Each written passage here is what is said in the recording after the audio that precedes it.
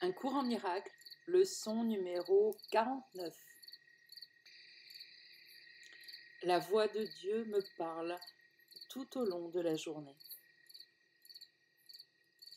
Il est tout à fait possible d'écouter la voix de Dieu tout le long de la journée, sans interrompre le moindrement tes activités régulières. La partie de ton esprit où demeure la vérité est en communication constante avec Dieu, que tu en sois conscient ou non.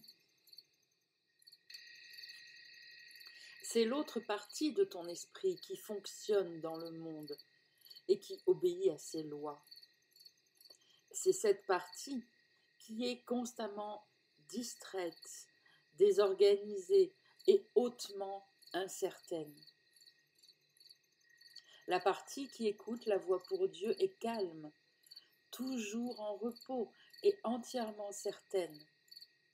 Et c'est réellement la seule partie qui soit.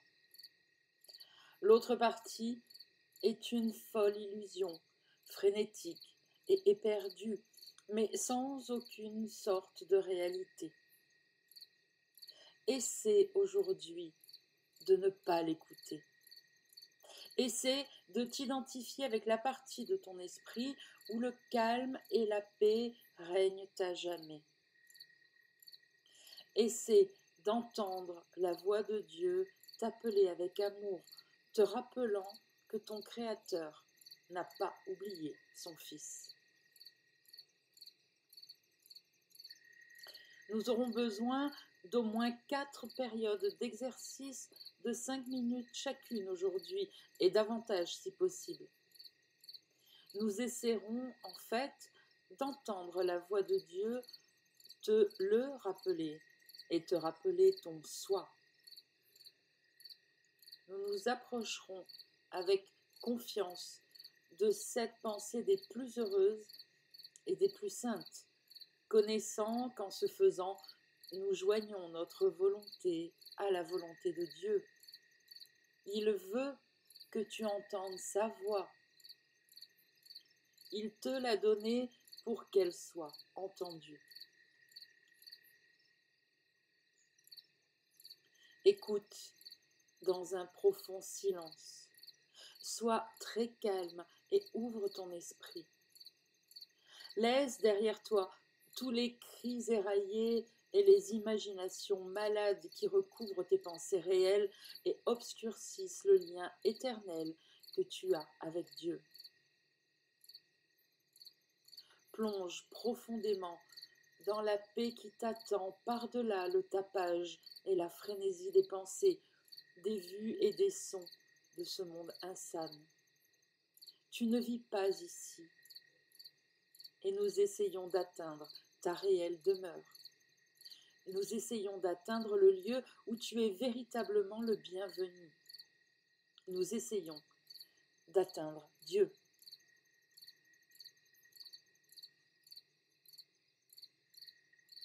N'oublie pas de te répéter très fréquemment l'idée d'aujourd'hui. Fais-le les yeux ouverts quand c'est nécessaire, mais les yeux fermés quand c'est possible. Et assure-toi d'être assis tranquillement pour répéter l'idée d'aujourd'hui chaque fois que tu le peux, en fermant les yeux sur le monde et en te rendant compte que tu invites la voix de Dieu à te parler.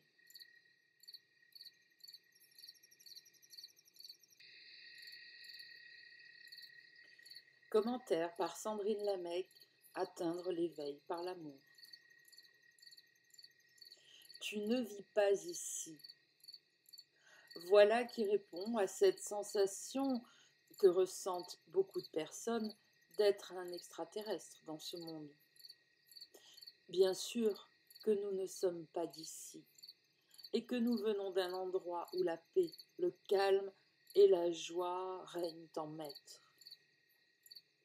Pour se connecter à votre réalité et entendre la voix de Dieu tout au long de la journée, oui, la première chose qui soit nécessaire, c'est de faire un retour au calme. Vous ne pouvez pas entendre, ressentir, si vous êtes dans un état émotionnel perturbé ou excité. Et pour cela, j'ai envie de dire, tous les moyens sont bons. Utilisez tout ce qui peut vous convenir et marchez sur vous pour retrouver un niveau émotionnel au moins neutre, minimum, ou alors la joie. Certains auront envie de faire du sport, d'autres de prendre un bain, d'allumer la télé pour regarder quelque chose de drôle ou d'apaisant. D'autres auront envie d'appeler un ami, d'aller boire un café, d'écouter de la musique peut-être. Peu importe. Ce qui marche pour vous est à adopter pour arriver au résultat escompté. Car comme vous le dit Jésus, vous êtes en connexion constante avec Dieu, avec le Saint-Esprit. Ne croyez pas, quand vous ne l'entendez pas, que c'est parce qu'il vous a abandonné, qu'il est parti et qu'il reviendra plus tard peut-être. Non, il est toujours là, dans la partie de votre esprit, qui est unie à Dieu depuis toujours, maintenant et pour toujours. C'est vous qui avez simplement mis une barrière à la réception de la voix du Saint-Esprit à ce moment-là, par votre état émotionnel perturbé. Quand vos émotions sont exacerbées dans le positif ou le négatif, peu importe, ce sont les deux faces de la même pièce, c'est comme si vous étiez au bord d'une piscine avec le Saint-Esprit, tranquillement, avec une belle communication directe, et que vous décidiez d'un seul coup de plonger dans l'eau. Une fois sous l'eau, le Saint-Esprit continue de vous parler, il ne s'arrête pas, mais vous ne l'entendez plus. Le monde émotionnel dans lequel vous venez de plonger vous entoure, vous enveloppe complètement et crée une barrière auditive. Alors, pour l'entendre à nouveau, eh bien, il suffit de sortir la tête de l'eau. La communication se fait également de différentes manières pour chacun et chacune, il n'y a pas de règle. Ne vous dites pas que vous faites quelque chose de travers si vous n'avez pas de vision alors que quelqu'un d'autre en a. Que vous n'êtes pas au bon niveau si quelqu'un entend clairement une voix et pas vous. Que vous êtes moins doué que quelqu'un qui reçoit une canalisation alors que vous n'y arrivez pas. Le Saint-Esprit, ne l'oubliez pas, c'est vous. C'est la partie de votre esprit qui ne dort pas.